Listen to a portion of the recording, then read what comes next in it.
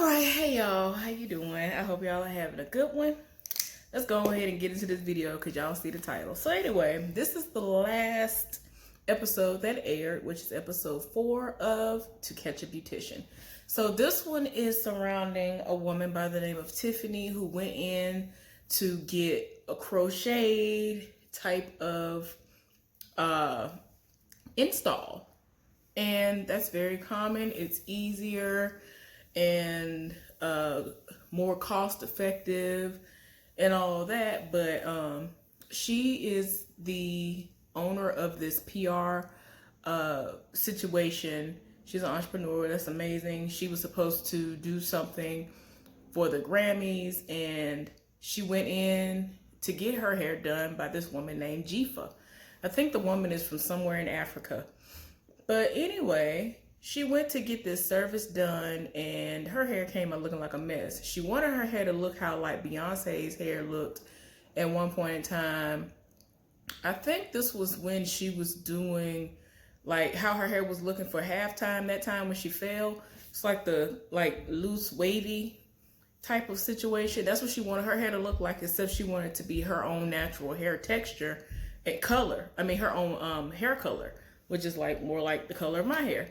Like, you know, not this, you know what I'm saying? Because this was, of course, closer to the color that Beyonce had. But she wanted her hair to be dark brown, excuse me.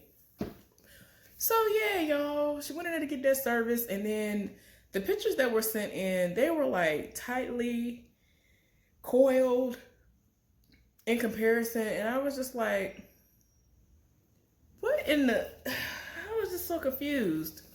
And then, like, apparently, like, it was like pounds and pounds of hair. Like, I don't understand. Now, I've already explained to y'all before that for some reason, whenever I do like anything to my hair, especially if it's like regular box braids, when I've made my wigs and stuff like that, my hair is always, it's like always like super duper big. No matter what I do, it looks super duper big. Now, it might be big, but it be looking cute. But this mess that this woman had on her head looked like a mess. And then she came in, and it was still part of it installed. And I was just like, okay, is this piece that's in the front? Is it a piece of a what they call that? A frontal or something? Like, I didn't know what was going on. I don't know if she crocheted around, and then this piece was a frontal piece. Like, I was confused. But anyway. She was talking, and she was talking about how she had all this stuff that she was supposed to do. She was supposed to present awards for some pre-Grammy stuff. So she walked the red carpet. There was hair shedding everywhere. People laughed at her. She was so embarrassed. So this was supposed to help to better bring more recognition to her actual brand. And instead, in turn, she got laughed out of the building, essentially.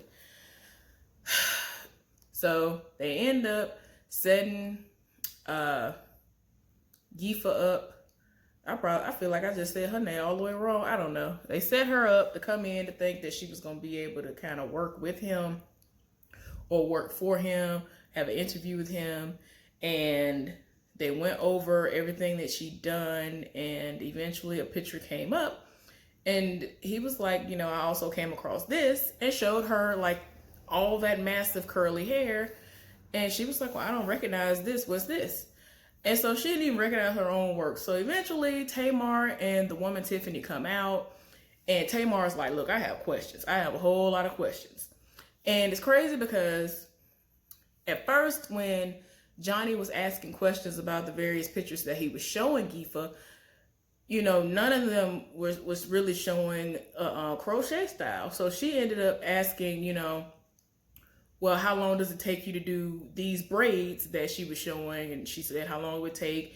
And then, you know, that's when he ended up asking, well, how long does it take you to do crochets typically? And she said like an hour and something or 2 something or whatever. Just depends on, you know, what's going on.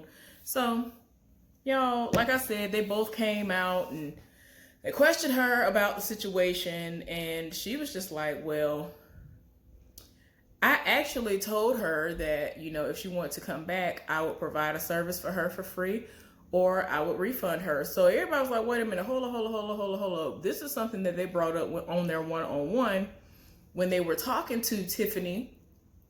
And she was just like, no, that ain't what never happened, you know, because they were like, well, it's typical in our business that if the client is not happy, they need to leave out with their money still in their wallets, or you need to promise them that you're going to do a service for free to make up for the bad service that they feel as though they've received. And neither was offered to her, per what Tiffany said. But the woman was like, nah, I told her that she can come back in. I'm going to make it right, and I'm going to reimburse her. So they was just like, I'm just done. Tamar was like, I'm stuck on the fact that you said that you were going to refund her and give her the service again. Like, I was just like, okay, girl, okay, what is going on? So anyway, everybody looking like, girl, you over here complaining, and she said that she was going to make it right, and she was going to give you the money back. So what is going on here? We tied. So it just gets to the point where old girl was just like, look, yeah, she did say that, but then she started trying to overtalk and became kind of disrespectful to the point where Gifa was like, look, I need a minute. I ain't got time for this. Like, I feel like she's becoming disrespectful with me. So I'm going to go clear my mind. And it took Tamar and Johnny going and talking to her to let her know, like, look, I understand how you feel, but don't you want to redeem yourself? And she really was about to walk out because she was just like, I don't even want nothing to do with this. Like, nah.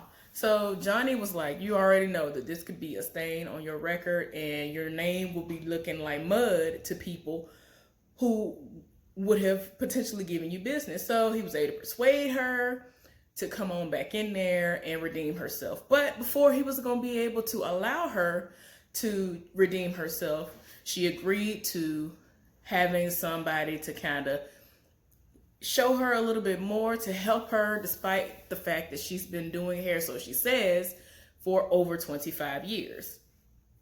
So they had somebody who is supposed to be a crochet specialist. Y'all, I cannot stand crochet, the word. People saying, oh, I'm getting crochets. I never understood that, because every single person that I see that does the hair installation with a latch hook, you're using a latch hook. Therefore, I don't understand why it's called crochet. I've heard some people every now and again, I've heard whispers of people saying, well, when people were really first doing it, they did it with a crochet needle. And I'm like, okay, but I don't understand because everybody is literally using latch hooks. Like, I don't see nobody doing nothing unless it's just with a latch hook. I don't understand. But that's neither here nor there. That's just something I don't like. I just call it latch hook when I'm referring to that whenever I'm actually crocheting, as they like to call it, my hair or whatever. Anyway, y'all, they had somebody who was supposed to be a crochet specialist come in there, and she was showing her a technique that she did. It was supposed to be a new technique, y'all, lies. So I was in this group where people specialize in doing crochet styles and all that other stuff, and I'm only in it for inspiration because I already know how to do the actual methods that I plan on only doing when I do my hair or whatever. I just go in there to see if there are like certain styles that I might want to do, or that can kind of play up the styles that I like to do whenever I do certain things to my hair. So y'all, somebody shared the clip of when the woman showed the technique that's supposed to be so new. Y'all, I did that technique over 10 years ago. That's not a new technique. I was just like, what is we talking about?